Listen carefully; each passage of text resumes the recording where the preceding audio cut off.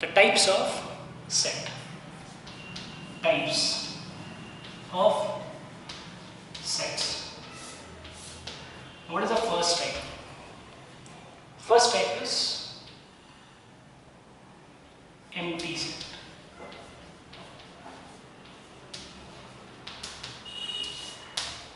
See here, everywhere we get the idea by the name whatever is given, okay, empty set.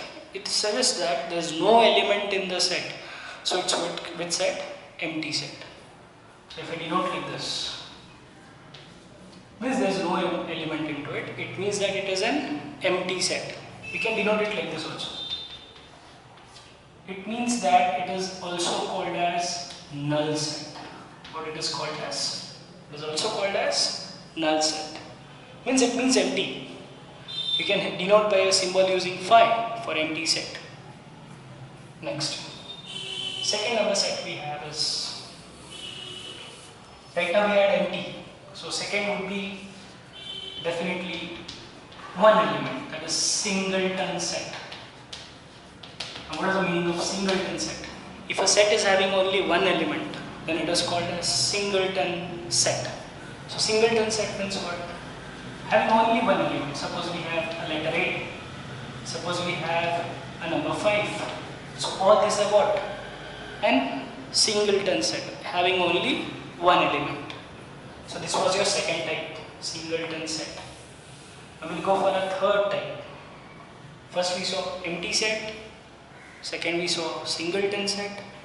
Now we are going for the third set. The third set is equal set. Now what is the meaning of equal set? Suppose there is a set A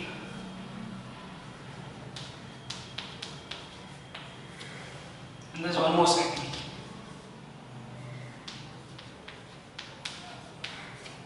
Now if you observe, the elements in number set A and the elements in set B both are equal. 1, 2, 3, 4. Here also 1, 2, 3, 4. If you check the elements, here it is A, here also A. So the elements are also same. Then only we call that set A is equal to set B. Set A is equal to set B. So if you can understand equal set, now we'll go for the next set. Fourth type of set is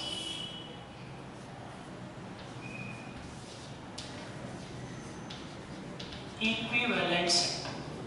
The next set, equivalent. It is very different from the equal set. It is very much different from the equal set. Equal, the elements were equal, the elements were same, the number of elements were also same. From that only can you guess what would be equivalent set? Yes, equivalent set is only the number of elements are same, but the elements are not same. Number of elements are same. Suppose if you have a set A and if you have 4 elements in it, and in set B you have 4 elements. So if we denote like this, n of A, that is 4, n of B, n of A means number of elements in A, n of B means what? Number of elements in B, it is also 4. But this number and this element will not match up. So number of elements are same but the elements are not same.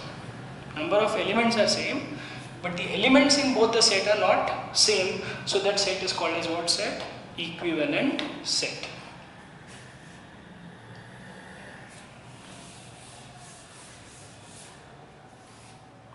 And the last type is universal set.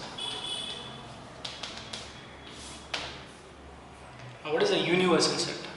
Universal set is, suppose we say set of natural numbers. It's a universe for natural numbers. Set of real numbers. It's a universe for all the real numbers.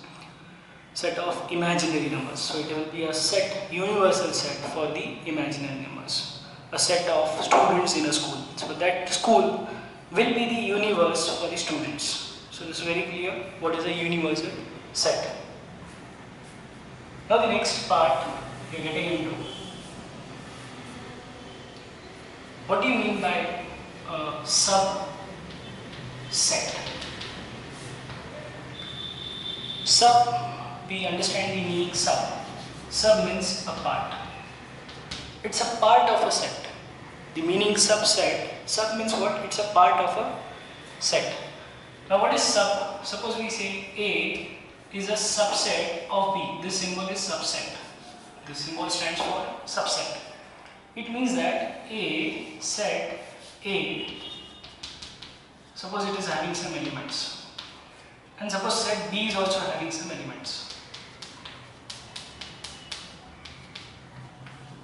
So here we can say that definitely A 3 numbers, B 6 numbers. So 1 here also, 2 here also, 3 here also. So A has its elements in B. So definitely A is a part of B. So we say that A is definitely what? Subset of B. A is subset of B. From this only we can go further, one step further. We can go for superset. What we can go for? Superset.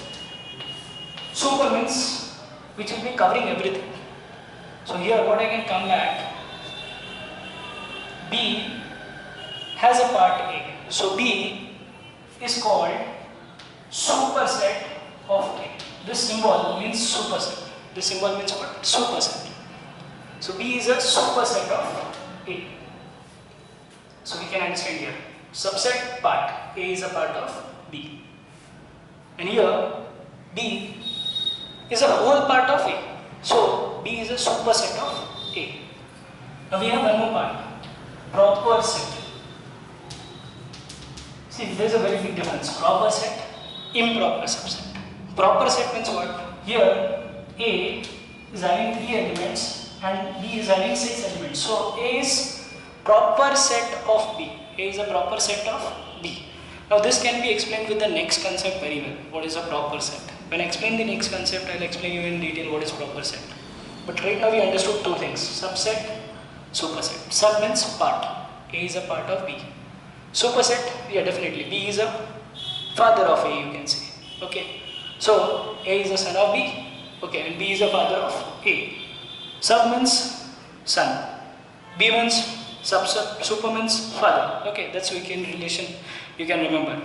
Means B is a father of A, it means that definitely it's a superset of A. A is a son of B, definitely B will be a superset of A and A will be definitely a subset of B. Is clear? Okay. Next part. Then there was a person whose name was an English logician. His name was John Venn. He is credited a lot. He has been given a lot of importance because he came up with a concept called Venn diagrams. His name, from that name, Venn diagrams has come up. Means we can representing a set by a diagram, by using a diagram is called as Venn diagrams. Means representing the set in the form of diagram is called as Venn diagrams. Suppose I draw a set A. We have 3 elements in it according to this question. We have set B which has these 3 elements already. 1, 2, 3. 4, 5, 6 will be outside but inside B. So here we can understand from the diagram, we are using a circle to draw this diagram. You can use square, you can use rectangle, you can use triangle, you can use any diagram. But normally we take circle to represent Venn diagrams. So by Venn diagram we can understand very fast that okay, A is a part of B and B is a superset of. So this diagram says that it is a proper set, means A is a proper set of B. Suppose if I have like this, and I have one more thing like this, like A set, B set, A set. Both the elements are same. Means A is a part of B, B is also a part of A. Both the elements are same. This is called as improper subset because there is no element outside A. So this will be improper subset and this is proper subset. Just understand that. It means that A and B will be overlapping each other. They will be overlapping. B will be overlapping on A. So this is the concept of John Venn, what he said. We can use Venn diagrams. This invention was very useful to represent set, to solve set. And in my next lecture, we'll be talking about operations on set. Thank you.